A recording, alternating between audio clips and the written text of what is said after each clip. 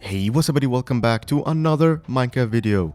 Today I will teach you about the Dwarven mines and how to play it. Since the Dwarven mines is a huge area, I will divide this video into two parts, where the second part I will focus on the secret quests like the Puzzler and the Star Cult. And then this part I'll focus on actually how to play this event and all of its zones.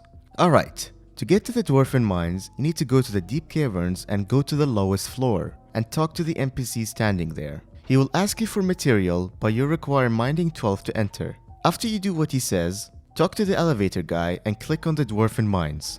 In the Dwarven mines, you start off by talking to the NPC on the right side. He will tell you everything you need to know about these mines and how to progress. But in summary, in these mines, there are mithril veins you can mine. The closer you are to the center, the more mithril you get. Mithril is a new ore that also has its own collection in your mining collection with new items and a new minion. However, mining ores is not the same as vanilla anymore. They introduced something called mining speed. What that is that it increases the speed you mine, and the more mining speed you have, the faster you mine. And to get more mining speed, you need better pickaxes, armor pieces, pets, reforges, which I talked all about it in another video, so I'll link that video so I don't waste any time here. Anyways, while mining these mithrils, there's a rare chance of you spawning a polished diorite, which gives you titanium if you mine it, and also a golden goblin, which gives you mithril powder if you kill it. The mithril powder is also obtained from mining ores and is used to upgrade perks in the heart of the mountain, which brings us to our next thing, the heart of the mountain.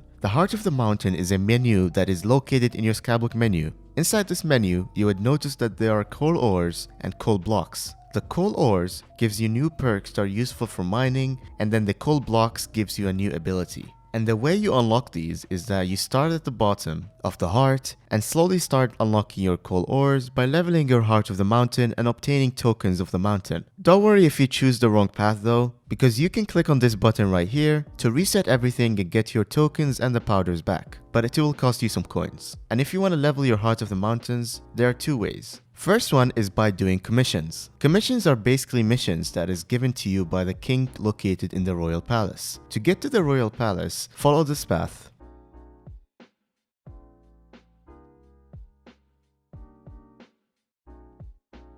The king will ask you to do quests such as mining mithril and participating in events. And doing those quests, you will be rewarded with Heart of the Mountain XP. So I mentioned events, but what are they? While you are in the mines, there are two different types of events, the big events and the small events. The big events occur every 20 minutes where it asks you to do a specific task. The first event is 2 times powder, which doubles the amount of powder you gain while mining. The second one is raffle, which spawns a raffle tickets on the ground in the location it announces in. Your goal is to pick up as many tickets as possible and deposit them in the box before the event ends. The more tickets you deposit, the more chance of you winning, and winning gives you ×3 rewards. And the last one is the Goblin Raid, which spawns 1000 goblins in a specific location that you need to kill to beat the event. You need to kill a minimum of 25 to get the rewards. Now for the small events. Those events happen randomly compared to the big events. The first event is Powderghast, which spawns at a specific location and you need to damage it to get rewards. The more you damage, the more you get. The second event is Fetcher, which can only be done once a day, and what it is that it asks you to bring him a random item and you will be rewarded. Fetcher is located right in front of the spawn area. The third event is Starfall, which spawns in star sentries at a specific location that you need to kill to get the rewards. And those are all of the events.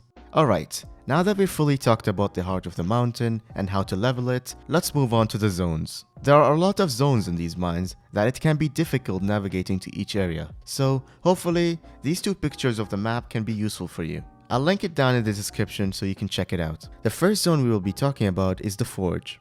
The Forge is a location in the Dwarven mines that has an NPC called the Forger. The Forger requires Heart of the Mountain Tier 2 to unlock it, and it's basically used to refine ores and turn them into useful items. When you click on them, it asks you for a specific material to gain the item it shows. Each item takes a duration of time to forge, and you can only forge up to 5 items at a time, depending on your Heart of the Mountain level. Moving on to the Mist. The mist is located right under the divan's gateway, and it has invisible creepers, aka the ghosts, that do a lot of damage but drop sorrow, which is used to craft sorrow armor. The next zone is right above the mist. Past the gate, you will find ice walkers. These ice walkers are not that hard to kill, and has a chance to drop Galasite armor pieces or Galasite jewels, which is used in the forge. And then if you go to the right side after entering the gate, you will find the Goblin Burrow, which has a bunch of goblins that you can kill that drop goblin armor and goblin eggs. There are a lot of zones in these mines, but the last important one is the upper mines. To get to the upper mines, there are a few ways,